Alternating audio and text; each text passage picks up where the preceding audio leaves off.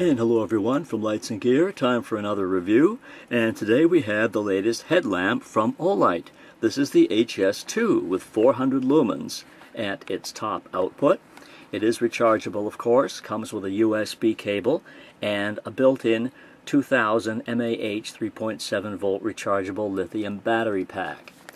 It is a headlamp, and it's one of the nicer headlamps that I have seen. Most of the time when I've been asked to review some of the Olights, they have been headlamp hybrids, so they've been half flashlight and half headlamp. Nothing wrong with that. They've been very good lights, and I've liked them quite a bit. But in this particular case, this is just a headlamp, and obviously you can see here from the box, I've already opened it up and tested it out. And on the back, gives you a little bit of information, of course. You have your 400 there on maximum, 50 lumens is the low. There are only two modes, there's low and high.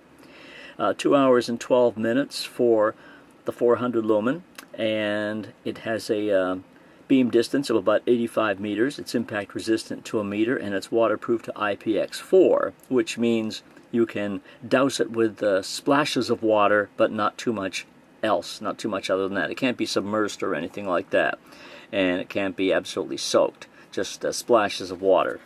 So, comes in this nice little box, of course, a little bit of information on the side, not too much there, but let's pop it open here, as I've already done, or at least pop out the little package. I like the lights that come in these little carrying packages. Obviously you can pack it away if you like and take it somewhere, or whatever your desire is. It holds everything, of course, zippered so it'll stay shut. So let's open this up, as I have attempted my best to put it back without, or at least put it back and being able to close it at the same time. So here's the headband light. Now you do also get the USB charger right here, which is a pretty good size micro charger. You can use this one or one of your own.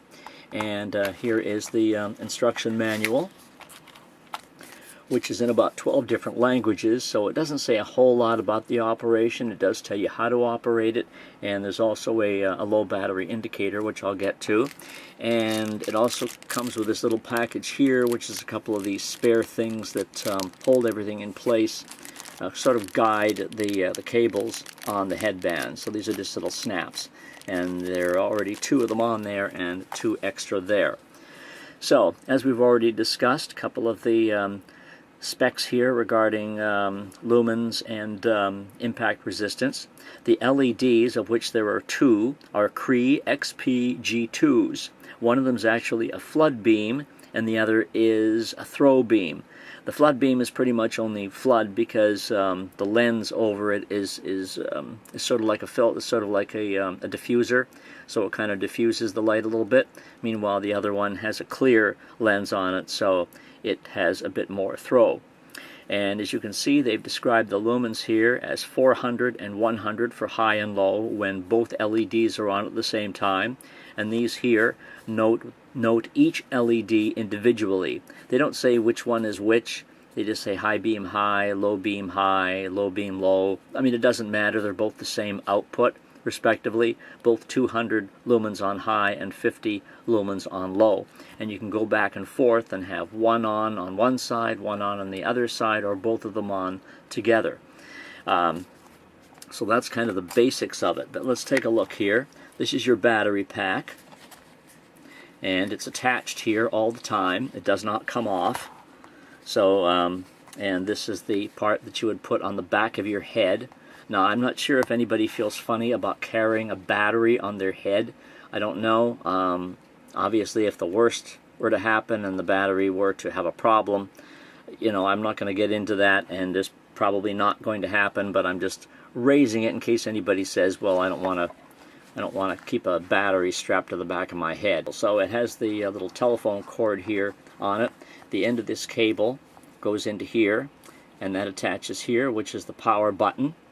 And I'll tell you, when I put these two together, because when it came, these were both apart. They have a USB plug in here, USB connector, and I had to push them very, very hard to get this to be flush. Otherwise it wouldn't work. And when I first plugged it in, it wasn't working, and I thought there was perhaps something faulty about it, but I realized that there was a little bit of a space here, although I was pushing it, and it wasn't really going any further. But then I just kind of wriggled it, and it went right in. So just know that when you put these together, they have to be absolutely flush in order for the light to work. If there's a space in there, there's probably no connection. Here's your power switch right here. The other connection of that goes right here to the actual lamp itself. And as you can see, it's very small, about a 1/2 inch wide and 1 inch long. Here are your 2 LEDs. This one is the spotlight, and this one is the floodlight. Both the same LED, but as you can see, this is kind of behind a filter almost. This is clear. So that's where you get the 2 distances on the LED. Overall, it's a very comfortable headband to wear. I guess standard size. Obviously, it's adjustable to anybody's little head. It'll expand out, and I mean, this as it came was perfect size for me. Some people might want to let it out a bit, so I have a small, never mind. We won't go there. But anyway, so here is the light and the operation of it. Oh, let me show you the battery pack here. I've shown you this part, but I haven't shown you the USB portion, which is, of course, right here. Pull that back, and there's your plug to charge it with. And obviously, in order to charge it, everything has to be connected here, of course. This little button and these little things here are your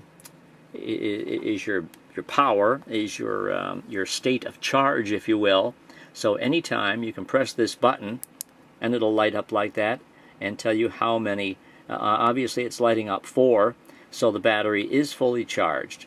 Obviously, it can light up 4, 3, 2, or 1 right before it absolutely dies. And there's also a little alarm on here. So when this gets down to 1, and if you're wearing it, and obviously you don't know what state of charge it's at, it will start to blink. The one light will start to blink, and then there'll be a little alarm to come out of this little speaker here. So you'll get an alarm which will start beeping, and I believe it continues beeping for about 10 minutes. You can shut it off by pressing the button. That'll turn the alarm off. But it should be charged as soon as possible when that happens, or it'll just, it'll just go out. So it doesn't give you a whole lot of time between the time that starts blinking and it goes out. So just know that ahead of time. When you're heading out to use it, you can press the button and check the battery power anytime, and you can do this when it's on as well. But you'd have to take it off your head to do that, obviously. So that's how that works. And when, of course, you plug it in here, it'll start blinking to whichever state it's already at, and then it'll blink, and get higher and higher, and then when it gets to all 4, they will stay on continuously, and your battery is charged.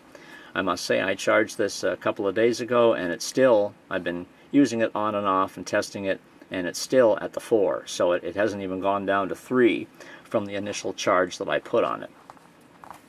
To operate, all you do is press the button, and you give it one little press, and it has a ramping effect. So when you turn it on, it kind of comes up gradually, and then when you turn it off, you press and hold it for about 2 seconds, and it goes off gradually. And it does the same thing when you're changing the modes too.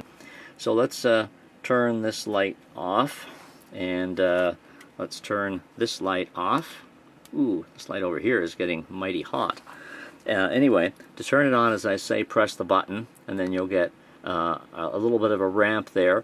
This is the default, and there's no memory, so whenever you turn it on from being in the off position, it will light up both LEDs on the highest mode. So that's what it does every single time. There's no changing that. And it's pretty darn bright. Oh, I should also mention there's an SOS on here. There's no strobe, but there's an SOS. And the way to get to that is to press the button 3 times while it's on. It will not work while it's off. So in order to get to SOS, it has to be on, and then you press it 3 times. And then just one press will take you back to the mode you were in previously. So to change the modes, well, for one thing, if I gave it one press from here, it would go down to low. So one press to turn it on, and then another press to turn it from high to low. Now, if I want just one LED on, I double click. And then, I'm not sure how well you can see this because it's still bright. One of the LEDs is off. This one is off. So that would be the throw LED. The flood LED is the one that comes on after I first select it to only go to one LED. So this is the flood LED, which is on now, and believe it or not, this is low. So if I give it one press, it goes up to high. So now I have one LED on in the high mode. If I just press it again, it'll go down to low. And let me just hold it here and shine it in there. So there's low mode on the one LED.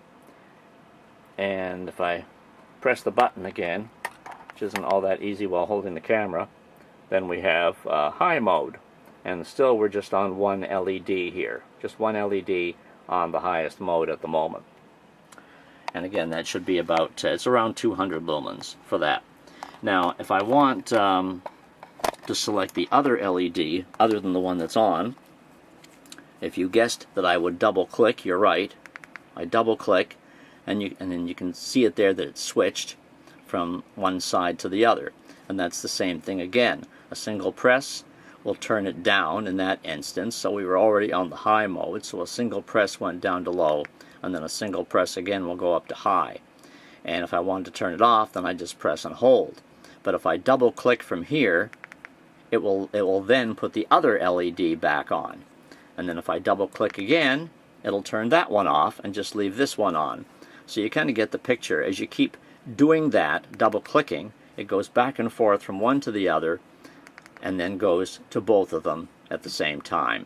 And then another double click will turn that one on, turn that one off, leave this one on, and then another double click will reverse to the other side. And each time you're on any one of these LEDs, you just press it once, and then it'll either, if it's on low, it'll go up to high, and if it's on high, it'll go down to low. And that's how you operate the light. And I don't know whether you can really tell much of a difference here between the flood and the throw. Perhaps you can. The beam here is a little bit more of a spot. Now if I double click it, now I'm on both of them, but if I double click it again, I'm now on the flood. So now I'm on the flood, which is less of a spot than the other one is. It's clear. It's actually clearer when you are in certain situations and outside.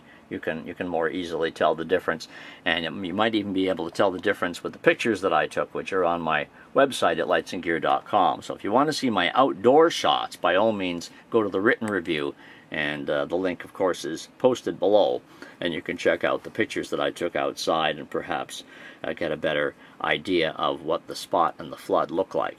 But that's how you do that. And again, it's very simple to operate once you have it on, once you're wearing it, and of course you can wear it on either side so that the power button is either on the left of your temple, or the left temple, or the right temple. So switch it around and do it whichever way works for you.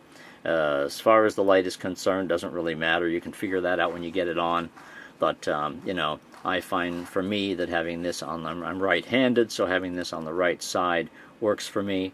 But everybody has their own preferences. And then of course to turn it off, you just press for a couple of seconds and then it'll ramp down and turn itself off. So I think it's a pretty nifty headband light myself. I am recommending it and giving it good grades, and for the price too, I think it's very worthwhile. There are the links below if you want to pick one up, either on Amazon or even eBay, where they have their Olight page there. And of course the links, as I say, the links are below and within my written review as well, so you can take a look at their pages either way. There's the name on the side, or rather on the top of the light there, so you know you've got the right one when you open the package. So that has been the Olight HS2 headband. Pretty nifty, I do believe. Check out my written review at lightsandgear.com, as well as other flashlights, chargers, and so forth. Hope you've enjoyed the video. We will see you again next time. Have a good one.